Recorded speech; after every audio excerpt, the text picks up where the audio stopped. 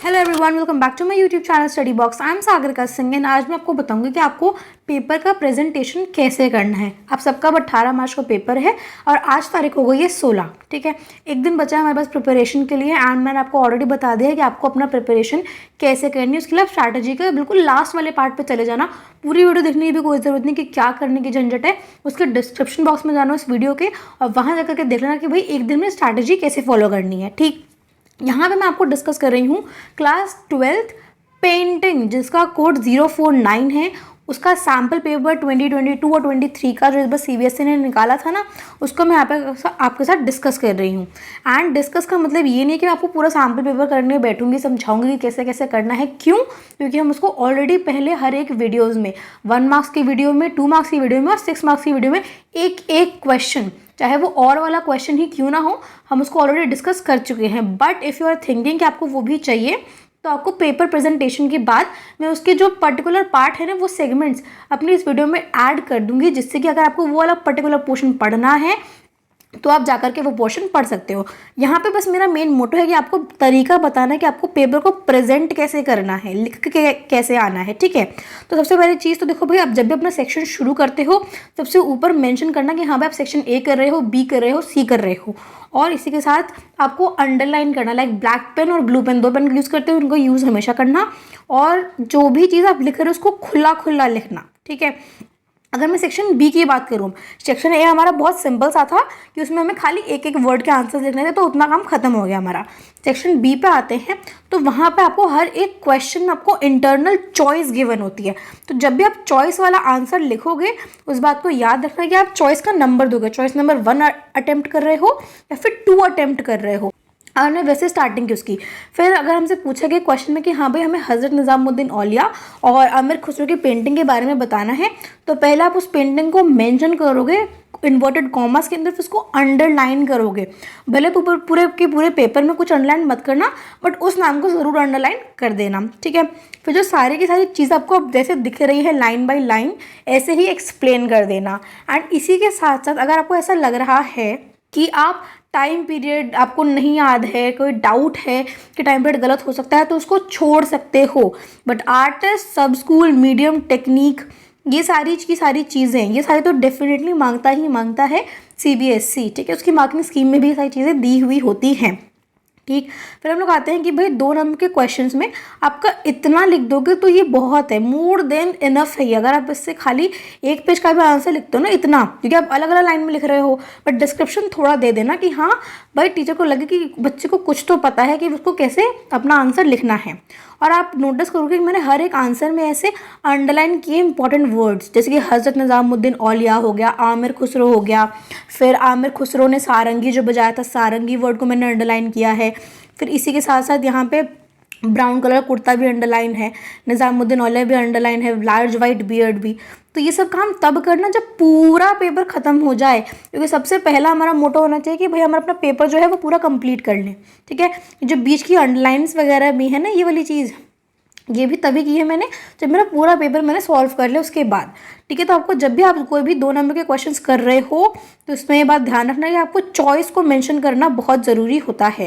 And tension लेने की बात नहीं है, ये पीडीएफ भी आपके टेलीग्राम पे डल जाएगी और आपके यूट्यूब के कम्युनिटी सेक्शन में भी डाल दूंगी मैं ये चीज़। ठीक है, फिर हम लोग आते हैं कि भाई देखो मैंने आपके हर एक आंसर्स को ऐसे एक एक करके एक्सप्लेन कर दिया और इंपॉर्टेंट वर्ड्स को मैंने अंडरलाइन कर दिया।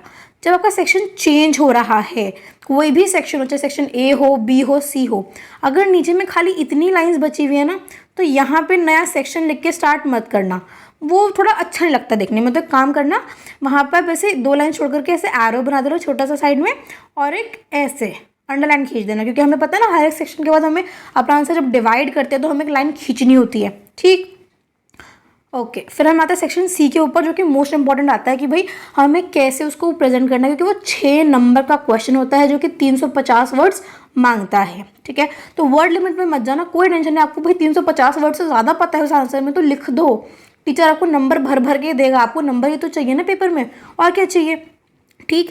And if you are thinking, बहुत लोगों का क्वेश्चन होता है कि भाई हमें पहले सेक्शन सी आता है, उसके बाद हम 2 पे जाएंगे फिर 1 पे जाएंगे, कोई दिक्कत नहीं है, आप सेक्शन सी से भी शुरू कर सकते हो, कोई ऐसी प्रॉब्लम वाली बात नहीं आती है। ठीक है, उसके बाद आता है हम लोग कि आप सेक्शन सी को स्टार्ट कैसे करोगे। आंसर नंबर 7 करा, ठीक है, क्योंकि क्वेश्चन नंबर 7 रहेगा वो, आपने इसको यहाँ पे लिख दिया, फिर हमने जो भी हमें अटेम्प्ट करना है क्वेश्चन, फिर आप अपना आंसर लिखना शुरुआत कर दोगे। एंड यहाँ पे आपको ये सारी की सारी चीज़ें मेंशन करनी ही करनी है। अगर मैं बोलूँगी मैं टाइम पीरियड नहीं लिखना, इट्स अप टू यू, कोई बड़ी बात नहीं है। ठीक, बट जो भी चीज़ लिखो बिल्कुल ऐसी अलग अलग साफ साफ दिखाई देनी चाहिए। एंड यहाँ पे ना आपसे मांगता है कि आपको सब्जेक्ट मैटर भी लिखना है।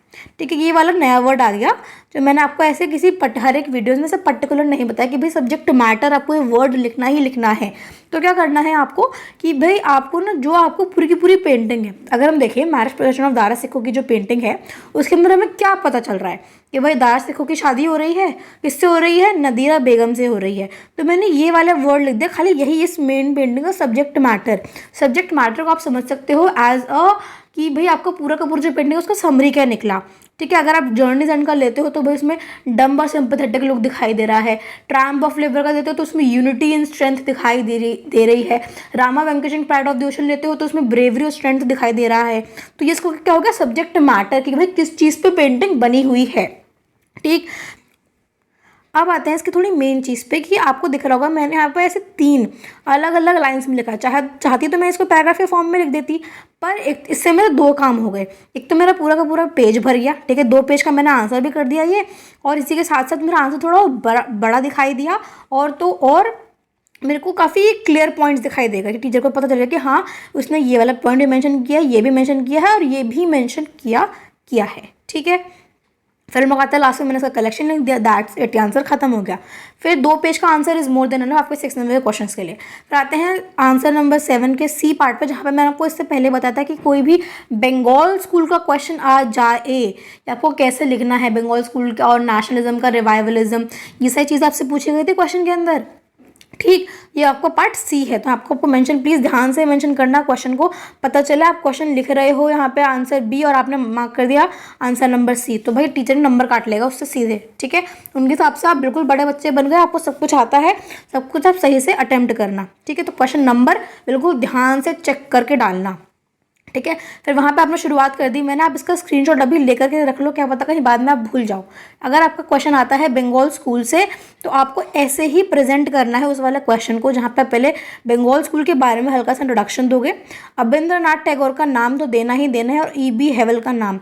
मार्किंग स्कीम अगर चेक करी होगी आपने तो आपको पता होगा कि इन दोनों का नाम भी CBSE मांग रहा है हमसे। ठीक, तो आपको उसमें बताया गया कि आपको कुछ आर्टिस्ट का नाम भी लेना, तो ये कुछ आर्टिस्ट हो गए। ठीक है, इसके बाद आता है कि हाँ भाई रविंद्रनाथ टैगोर के कुछ वर्क बताया हमने, तो वर्क उनका हो गया था भारत माता का वर्क। ये मैंने कहाँ से लिया, ये आ गया मेरा national flag of India and symbolic significance वाला जो चैप्टर था ना उसमें लास्ट पार्ट का, ये उसके लास्ट पार्ट से उठाया, ये जो अब आएगा नेक्स्ट। ठीक है, फिर आगे की भाई आपको थोड़े से आर्टिस्ट के नाम, आपको पूरा आपने चैप्टर पढ़ लिया भाई, मॉडर्न ट्रेंड्स हमारा कंप्लीट हो गया, अब बिल्कुल हमारी तैयारी हो गई है। तो हमें कुछ कुछ आर्टिस्ट के नाम तो बहुत बार रिपीट हुए हैं और इजी से नाम है, राजा रवि वर्मा हो गया, अमृता शेरगिल, M.F. हुसैन, रामकिंकर बैज, तो ये सब सारी चीज़ें क्या है, मैंने इनके नाम लिख दिए और कुछ पेंटिंग्स जो मुझे याद थे कि हाँ भाई हल्दी ग्राइंडर है, मदर टेरेसा है, तो बस इतना करके मेरा ये क्वेश्चन हो जाएगा ख़त्म, जब मैं सिम्बॉलिक सिग्निफिकेंस को एक प्रॉपर एक बॉक्स में कंप्लीट करके लिख दिया। ठीक है, एंड इसके बाद मैंने डबल लाइंस खींच दी कि हाँ भाई मेरा जो पूरा का पूरा पेपर है वो कंप्लीट हो गया है, आप पूरे के पूरे मुझे 30 में से 30 नंबर दे दो अब। ठीक है, एंड पेंटिंग में डेफिनेटली चांसेस होते हैं कि आपके 30 में से 30 नंबर आ ही जाए, एक नंबर नहीं कटता है आपका। ठीक है, तो आपको अगर क्वेश्चन आता है बंगाल स्कूल से तो आप ऐसा पूरा का पूरा आंसर डिट्टो सेम छाप करके आ सकते हैं।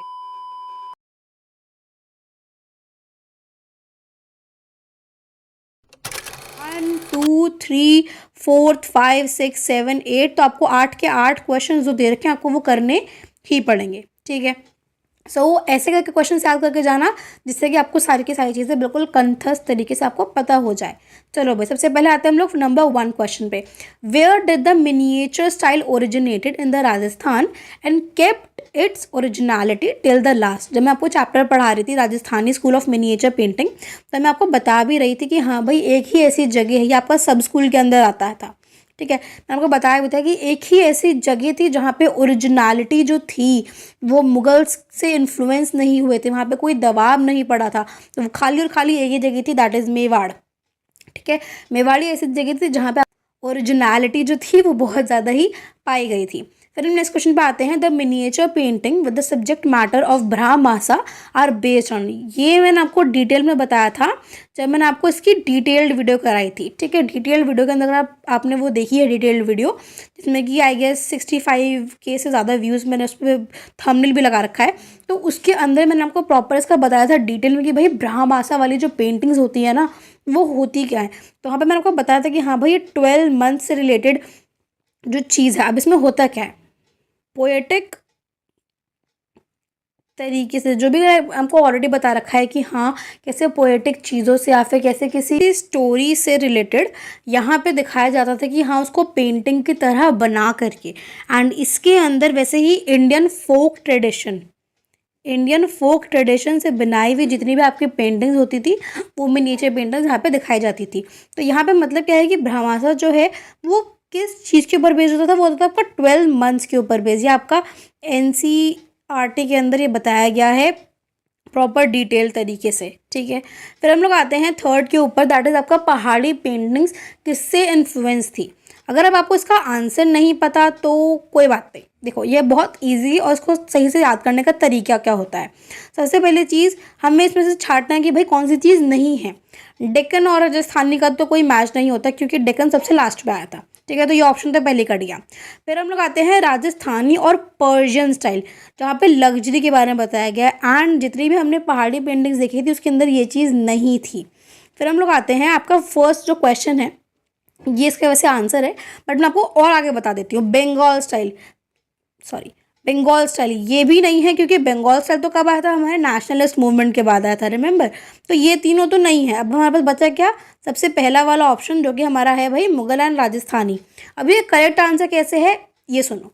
देखो भाई, जब हमने बात की थी राजस्थानी के बारे में, सबसे पहली बात तो हमारा सबसे पहले चैप्टर ही था राजस्थानी, फिर था हमारा पहाड़ी और फिर था हमारा मुगल, राइट। तो चलो राजस्थानी तो डेफिनेटली है ही है, तो ये फर्स्ट सेकंड या थर्ड में से कुछ होगा।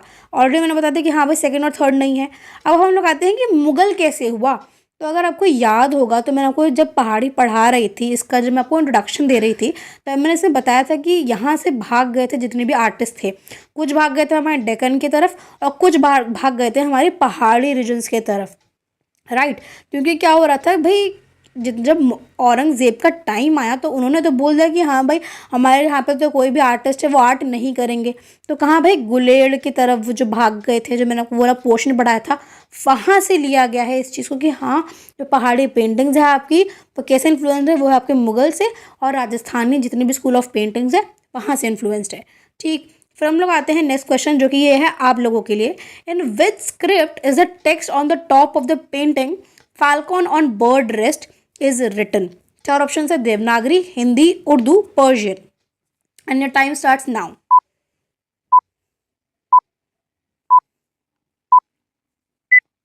ओके, अगर आपने 5 सेकंड में बता दिया इसका आंसर कि हाँ भाई ये कहाँ से है ओरिजिनेटेड, तो अब बल्ले बल्ले आपकी। भाई इसका आंसर है देवनागरी। जब मैं आपको पढ़ा रही थी फाल्कन ऑन बर्ड रेस्ट तब मैंने आपको बताया था ना कि 3 स्क्रिप्ट्स लिखे हुए हैं, एक यहाँ पे, एक यहाँ पे और एक यहाँ पे, राइट। उत्तम था, एक बहरी था और एक फाल्कन था। तो ये जो 3 वर्ड्स थे किस में लिखे हुए थे, देवनागरी के स्क्रिप्ट के अंदर लिखे हुए थे। एंड ये भी एक रीज़न था कि उसको सेक्युलर क्यों बोला जाता था जितनी भी पेंटिंग्स बनाते थे मुगल्स। एक तो भाई कृष्णा लिफ्टिंग माउंट गोवर्धन वाली पेंटिंग, एक है कबीरा एंड रायदास वाली पेंटिंग, और एक ये वाले रीज़न से भी कि हाँ भाई फाल्कन ऑन बर्ड रेस्ट जो है वो देवनागरी स्क्रिप्ट में लिखी गई थी। फिर हम लोग आते हैं इसके नेक्स्ट क्वेश्चन के ऊपर। In the compositional arrangement of marriage procession of Dara Shikoh how are the elegant women placed. देखो यहाँ पे आपके क्वेश्चन जो बन रहे हैं वो पेंटिंग से ही बन रहे हैं। जब मैं आपको बता रही हूँ कि यहाँ आपको पेंटिंग याद करनी है तो यही उसका मेन मकसद है। ठीक है, जब जितनी भी आपको याद होगा यहाँ पे ऊपर की साइड को जितनी भी आपके हाथी वगैरह थे वो प्लेस्ड थे। एंड उसके ऊपर मैं आपको पता था ना शराती आ रहे हैं, शराती इज द वुमेन। वुमेन कहाँ से प्लेस्ड हैं, ऑफकोर्स देखो पालकी का तो हमने कहीं नहीं पढ़ा, कट कर दो इसको बिल्कुल। कैमल्स भी रात के टाइम पे वहाँ पे नहीं थे, ये भी ऑप्शन गया। अब हमारे पास बचे जो हमने एक्चुअली पेंटिंग के अंदर देखे थे, तो हॉर्सेस के बारे में देखे थे और एलिफेंट्स के बारे में देखे थे। अब यहाँ पे ऑप्शन आता है कि किसको देखा था। तो वो है हमारा करेक्ट आंसर, इज आपका एलिफेंट्स। क्योंकि हॉर्सेस के ऊपर तो कौन थे, शाहजहां थे और दारा सिकोह खुद थे, है ना।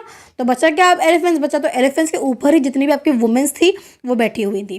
फिर हम लोग आते हैं नेक्स्ट क्वेश्चन पे, in which style the side locks are the important parts of women beauty. अब अगर आपको प्रॉपर पेंटिंग्स याद होगी अपनी, जो मैंने आपको ऑलरेडी अभी बताया ना कि आपको टैबुलर फॉर्म वाली चीज़ याद करनी पड़ेगी, तो उसमें एक पेंटिंग बीच में ऐसी आती है जहाँ पे ये यहाँ पे से एक स्टाइल बता रखा है। अब यहाँ पे चीज़ क्या आती है, आपको याद होगा painting the most important painting है जो आपकी Rajasthani school of miniature painting is Radha बनी ठनी। और अगर आपको उसका सब स्कूल याद है तो आपका ये वाला क्वेश्चन हो गया कंप्लीट, जिसका क्योंकि उसका सब स्कूल है किशनगढ़। और मैंने आपको बताया था जब आपको पेंटिंग पढ़ा रही थी मैं कि साइड लॉक्स, उसके जो बिल्कुल बाल हैं राधा जी के, उनके बिल्कुल ऐसे कमर तक आ रहे हैं। तो साइड लॉक्स जो है वो बहुत ज़्यादा ही इंपॉर्टेंट पार्ट हो जाता है वुमेन की ब्यूटी का। ठीक, नेक्स्ट पेंटिंग आते हैं हम लोग, the painting Kabir and Raidas has which kind of colour scheme, किस कलर स्कीम के ऊपर बनी हुई है वो। ब्लैक एंड वाइट है क्या वो, नहीं। फ्लैशी दिखा रही है, फ्लैशी मतलब बहुत ज़्यादा चमक कुछ दिखा रहा है हमें, नहीं। मिक्स मतलब क्या, कुछ भी नहीं, मिक्स का कोई मतलब ही नहीं, क्योंकि हमें पता है वो खाली और खाली एक ही पैटर्न के ऊपर बनी हुई है कबीर एंड रायदास की जितनी भी वो आपका पेंटिंग है वो। प्लस अगर हम लोग बात करें यहाँ पे कि भाई मोनोक्रोम पेंटिंग, जो वर्ड आप देख रहे हो स्क्रीन पे मोनोक्रोम, इसका मतलब क्या होता है, इसका मतलब ही खाली होता है कि एक ही कलर को यूज़ करके एंटायर पेंटिंग को बनाना is known as monochrome painting. तो दैट्स वाई जो कबीर और रायदास की आपकी जो पेंटिंग है ना वो आपकी इसी स्कीम के ऊपर बनी है ना। ठीक है, ओके। अब हम लोग आते हैं नेक्स्ट क्वेश्चन के ऊपर, that is before miniature painting the manuscripts were done on. भाई हमें पता है कि हाँ जितनी भी आपकी लाइक पहले की जितनी भी पेंटिंग्स वगैरह बनती थी वो बनती थी पाम लीव्स के ऊपर। अब पाम लीव्स के ऊपर कैसे, वॉल्स के ऊपर नहीं बनाई जाती, क्योंकि हम मिनिएचर पेंटिंग की बात कर रहे हैं। एंड मिनिएचर का मतलब भी होता है छोटी छोटी पेंटिंग्स को बनाना। ठीक है, कैनवस उस टाइम पे होते नहीं थे और देन यूटेंसिल्स भी उस टाइम पे होते नहीं थे, तो बचा क्या हमारे पास, पाम लीव्स। ठीक है, तो पाम लीव्स के ऊपर बनाई जाती थी। एंड अगर आपको मेघदूत वाली पेंटिंग भी याद होगा उसमें वो पाम लीव्स के ऊपर ही लिख रहे थे। The extreme devotion of the disciple towards his mentor, teacher या फिर गुरु is very sacred and goes beyond the boundaries of the greed and monetary gains. Identify and describe the painting from the Deccan school showing this feature in an artistic and simple composition. Or the prosperous and the culture refined Deccan school was successful in representing women as the great sportsperson. Identify and describe the painting based on the women empowerment and the importance of sports. Okay, तो मैंने फटाफट यहाँ पे इसलिए पढ़ा because बहुत सारे questions हैं यहाँ पे, तो मैं क्वेश्चंस फटाफट पढ़ूंगी मैं, बट आपको समझा दूंगी सही तरीके से। चलो भाई, सबसे पहला क्वेश्चन तो देखो आपको दोनों क्वेश्चन से पता चल गया है। सबसे पहली चीज़ जो आपको क्वेश्चन के अंदर से अब ढूंढनी है, आपको ढूंढना आना चाहिए अब। ठीक है, सबसे पहले आपको बताना है यहाँ पे डेक्कन स्कूल, यहाँ पे भी डेक्कन स्कूल, यहाँ पे भी डेक्कन स्कूल। तो ये चीज़ तो हमारी फर्स्ट थिंग हमारी कंफर्म हो गई है कि डेक्कन स्कूल से ही जो क्वेश्चन है वो आएगा। अब याद कर लो जो मैंने आपको फर्स्ट लाइक 1 मार्कर्स वाले जो वो था वीडियो, उसमें समझाया था ना आपको वो टैबुलर याद करना है। अगर आपको वो टैबुलर याद है तो आपके ये दोनों पेंटिंग्स भी बहुत इजी हो जाती हैं। टैबुलर से क्या है भाई, आपको सबसे पहले तो चीज़ पता चल गई कि डेक्कन स्कूल में खाली और खाली आपकी 2 पेंटिंग्स हैं। ठीक है, 2 पेंटिंग्स है, एक हो गई आपकी हज़रत निज़ामुद्दीन औलिया और दूसरी हो गई आपकी चांद बीबी प्लेइंग पोलो। एंड यहाँ पे भी आपको उन्हीं दोनों को भरना है। ठीक है, एज अ फिलअप समझो। चलो भाई, सबसे पहले हमने देखना है यहाँ पे मेंटर, गुरु और टीचर, दोनों पेंटिंग में से एक ही पेंटिंग के अंदर है, वो है हज़रत निज़ामुद्दीन औलिया वाली पेंटिंग। और नीचे जो आ जाते हैं रिप्रेजेंटिंग वुमेन, ऐसे करके आपको वर्ड्स पकड़ने हैं क्वेश्चंस के अंदर से। एक्सट्रीम डिवोशन, ठीक है। फिर आते हैं हम लोग नीचे वाली पेंटिंग में कि भाई स्पोर्ट्स पर्सन रिप्रेजेंटिंग वुमेन, तो यहाँ पे आपको पता चल गया चांद बीबी प्लेइंग पोलो। ऐसे करके क्वेश्चंस में से आप ऐसे अगर वर्ड्स हाईलाइट करोगे तो आपको अपने आप ही जितनी भी चीज़ें हैं वो पता चल जाएंगी। ठीक, चलो उसके बाद चलो भाई नेक्स्ट पे आते हैं हम लोग, that is 2 famous artist and brothers Manaku and Nainsukh contributed immensely towards the maneuvering the folk to refine in the part school. Write in your own words how they were successful in depicting the supreme god Krishna as a friend of common person who takes all his friends and family with the reference to any one of the below mentioned paintings, Krishna with gopis और Nandi Yashoda and Krishna with kingsmen going to Vrindavan. Okay, यहाँ पे आपसे तो वैसे directly पूछ दिया है कि हाँ भाई आपको कैसे कौन कौन सी पेंटिंग को डिस्क्राइब करना है। तो अगेन आप वही 8 चीज़ें बताओगे, यहाँ पर अपनी पूरे के पूरे नंबर ले लोगे भाई, 2 के 2 नंबर, ठीक है। एंड हो सकता है भाई ये सिर्फ 2 नंबर का क्वेश्चन है, तो इस बात को याद रखो कि अगर हो सकता है कि आपको भाई 8 की 8 चीज़ें याद नहीं हो पा रही हैं तो कोई बात नहीं, आप 8 में से 6 चीज़ें लिख के आ जाना, बट 6 से चीज़ें कम मत करना। और 6 में आपको नेम लिखना बहुत ज़रूरी है। आप कौन सी बात है, पेंटिंग का नेम तो बताओगे, अगर क्वेश्चन में मेंशन है तो अवॉइड कर देना लिखना, ठीक है। पता चला आपने भी नेम लिख दिया, क्वेश्चन में भी नेम दे रखा है, बट आर्टिस्ट का नेम लिखना बहुत ज़रूरी है। हम आते हैं स्कूल, फिर आपका मीडियम, टेक्निक एंड उसका फिर डिस्क्रिप्शन और करेक्शन, बस इतना भी लिख दोगे तो हो जाएगा, क्योंकि हमारे पास 2 नंबर का क्वेश्चन पूछा गया हमसे, ठीक। चलो भाई, फिर हम लोग आते हैं, ये क्वेश्चन है आप लोगों के लिए, अब इसको ध्यान से समझना इसको, फिर उसके बाद क्वेश्चन को आंसर करने की कोशिश करना, ठीक। Unity strength unconquerable men are wrestling with the nature rendering the importance of human labor in national building. Describe the artifact based on its composition and technique. फिर सेकेंड क्वेश्चन पे आते हैं, throw the light on the graphic print included in the course of your representation the pain and agony of a female who is left alone surrounded with poverty. Describe the print based on the aesthetic parameters. अब यहाँ पे जो देखो, आपको ध्यान देने की चीज़ें क्या है, जो मैंने आपके लिए वर्ड्स अंडरलाइन किए हैं, आपको इन वर्ड्स को सबसे ज़्यादा फोकस करना है, ठीक है।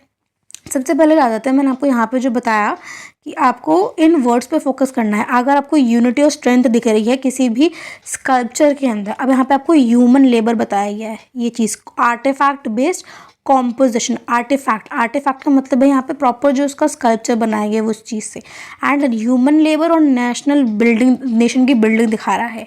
अब जब मैं आपको ये चैप्टर पढ़ा रही थी, ये क्वेश्चन आपको एक और हिंट देती हूँ, है मॉडर्न स्कल्पचर से, ठीक है। अगर आपको पता चल गया तो बहुत अच्छी बात है।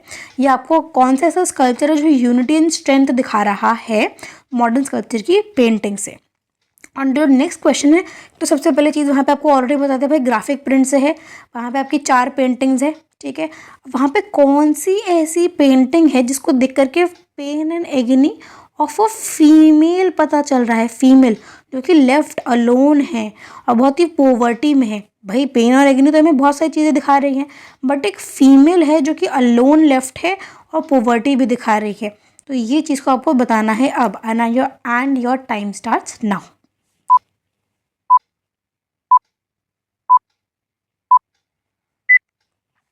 ओके, अगर आपको इसका आंसर पता चल गया है तो वेरी वेरी गुड, नहीं पता है तो अब इसका आंसर सुनो।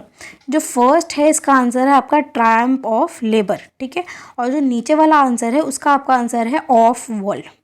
यहाँ पे आपको खाली सबसे पहले चीज़ जो करनी थी वो आपको यही समझना था कि भाई क्या क्या चीज़ें जो हैं वो आपको दे रखी है क्वेश्चन के अंदर। Unconquerable man, unity in strength, human labour, graphic print, pain and agony of female and poverty. इतने से ही आप क्वेश्चन को समझ सकते हो, एंड ये आपको तब समझ में आएगा जब आप प्रॉपर पेंटिंग के डिस्क्रिप्शन को समझोगे, ठीक है। खाली देख करके पढ़ने से समझ में नहीं आएगा, जब आप उसको ध्यान से सुनोगे और उसको समझोगे, ठीक है।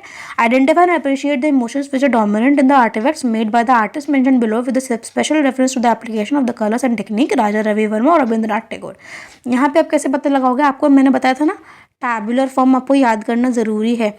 तो अगर आपने वो टैबुलर फॉर्म याद कर लिया है तो आपको ये वाली चीज़ें भी याद आराम से कर लोगे आप, ठीक है। मैं टैबुलर फॉर्म जो है अपने यूट्यूब कम्युनिटी शॉर्ट्स पे और इंस्टाग्राम पे भी अपलोड कर दूंगी, जैसे कि आप वहाँ से जाकर उसका स्क्रीनशॉट लेके अपने पास रख लो, ठीक है। एंड मेरे इंस्टाग्राम पे बहुत सारे मैं नए नए नोट्स भी डालने वाली हूँ, तो वहाँ पे आपको लिंक आपको डिस्क्रिप्शन बॉक्स में मिल जाएगा, जा करके देख लेना, ठीक है। तो क्या बातें हैं यहाँ पे भाई, राजा रवि वर्मा और रविंद्रनाथ टैगोर, यहाँ पे इन दोनों की अगर आपको पेंटिंग्स पता है कि इन्होंने कौन कौन सी पेंटिंग बनाई हैं तो आपको ये क्वेश्चन आराम से हो जाएगा। आप आराम से भाई वो 8 या 6 चीज़ें जो भी आपको याद हैं आपने वो लिख दिया और आपके पूरे के पूरे 2 में से 2 नंबर आपको मिल गए, ठीक है। तो राजा रवि वर्मा की जो पेंटिंग है वो है आपकी Rama vanquishing pride of the ocean, और दूसरी है रविंद्रनाथ टैगोर की जर्नीज एंड। एंड अगर आपको ऐसा लग रहा है कि आपको टैबुलर फॉर्म वाली कुछ नहीं पता है, अगर इस वीडियो को पहली बार दिख रहे हो तो भाई 1 मार्क्स की वीडियो जा करके देख लेना, उसमें डाल रखा है। चलो भाई, The undeniable love of the mother towards the children and the compassion and care felt by the children is successfully shown in the following paintings. Justify the statement by describing any one of the painting given below on the basis of its compositional arrangement. Mother and child and Mother Teresa. Of course ये बातें बिल्कुल simple पूछा गया आपको, कोई भी 6 या 8 चीज़ें जो भी आपको सूट कर रही हैं वो आप बता करके इस आंसर को कंप्लीट कर देते हैं। Rajasthani school of miniature painting have successfully showcase the friendship and respect towards the animals by men and women. From the course of study identify the painting and any one painting that has the subject matter and support your answer with reference to the, ये सारी की सारी चीज़ें। ठीक है, question में आपको बता दिया बहुत सारी चीज़ें राजस्थानी स्कूल की है। उसी के साथ साथ आपको respect towards animals by men and women, खाली हमारी एक ही पेंटिंग थी जिस पर हमने देखा था एनिमल्स और मेन एंड वुमेन को एक साथ, वो है हमारी मारू रागिनी। हमने क्या किया, हमने शुरुआत कर दी भाई उसके नेम, उसका आर्टिस्ट, उसका आपका फिर सब स्कूल आ गया, ठीक है, स्कूल लिख देना क्योंकि भाई पता है मैं राजस्थानी स्कूल का है, ठीक है, तो भाई स्कूल भी लिख देना। फिर आ गया मीडियम, टेक्निक, उसका डिस्क्रिप्शन, उसका कलेक्शन, ठीक है, ये सारी चीज़ें रख दो, आपको पूरे के पूरे जो 6 नंबर हैं वो मिल गए। ठीक, नेक्स्ट क्वेश्चन के ऊपर बढ़ते हैं। We see that the artist of miniature school of the Mughal and provisional period was skilled in making paintings which depicted too many figures in one painting, complement them by the main figure given due to the importance and the standards out amidst the crowd around it. Identify any one relevant painting and next question is just describe the whole painting. तो आपको सबसे पहली चीज़ तो आपने again देख लिया, मुगल से related question है आपका, फर्स्ट थिंग ये। आपको जो इसके बाद जो मोस्ट इंपॉर्टेंट चीज़ देखी वो आपने है टू मैनी फिगर्स मतलब आपको वो वाली पेंटिंग याद रखना है जिसमें बहुत सारी फिगर्स हो। 4 पेंटिंग है हमारी मुगल स्कूल के अंदर, ठीक है, एंड इसके अंदर खाली 2 ही ऐसी पेंटिंग है जिसमें हमने देखा टू मैनी फिगर्स। 4 पेंटिंग्स कौन कौन सी है, falcon on bird rest, Kabir and Raidas. उसके बाद आ गई 2 हमारी मोस्ट इंपॉर्टेंट पेंटिंग्स, वो है आपका कृष्णा लिफ्टिंग माउंट गोवर्धन या फिर मैरिज प्रोसेशन ऑफ दारा सिक्खो। तो इन दोनों में तो जो भी आपको अच्छे से याद है आप उसके बारे में लिख के आ जाना। Write an essay on the revivalism of Indian art during the mid 20th century. अच्छा, लिख के आ जाना, जो मैंने बोला लिख के आना का मतलब वही है, आपको सारी चीज़ें 8 की 8 चीज़ें एक्सप्लेन करनी है उस वाली पेंटिंग के अंदर। एंड घबराने की ज़रूरत नहीं, अगर आपको अभी भी लग रहा है कि भाई आंसर कैसे लिखेंगे, अपने 6 मार्क्स का आंसर कैसे लिखेंगे, तो मैं प्रॉपर आपको आंसर शीट के ऊपर लिख करके बता दूंगी। हम लोग 2022 और 23 का सैम्पल पेपर डिस्कस कर लेंगे। ठीक है, मैंने अपने ऑलरेडी आंसर शीट के प्रिंट आउट निकलवा लिए हैं, उसके ऊपर अपनी हैंड राइटिंग में आपको लिख करके समझा दूंगी। ठीक है, चलो भाई, write an essay on the revivalism of Indian art during the mid 20th century. Your answer should include evolution of Bengal school of art and its role in promoting spirit of nationalism, the role of Indian artists towards the freedom movement and symbolic meaning of the national flag. यहाँ पे आपसे काफ़ी सारी चीज़ें पूछ दी। तो starting में आपको बता दें बंगाल स्कूल के ऑफ आर्ट के बारे में बताना है, फिर नेशनलिज्म की फीलिंग बतानी है, इंडियन आर्टिस्ट का मूवमेंट बताना है और नेशनल फ्लैग बताना है। यहाँ पे आपको खाली याद रखना है कुछ चीज़, 2 chapters, national flag of India वाला chapter plus Bengal school of India वाला चैप्टर, इसका एंडिंग का पार्ट एंड इसका इंट्रो का पार्ट, ये दोनों चीज़ें अगर आपको याद है, प्लस नेशनल फ्लैग के बारे में जो आपको टैबलेट फॉर्म बताया है, आपको पूरे के पूरे 6 नंबर मिल गए इस वाले आंसर के अंदर।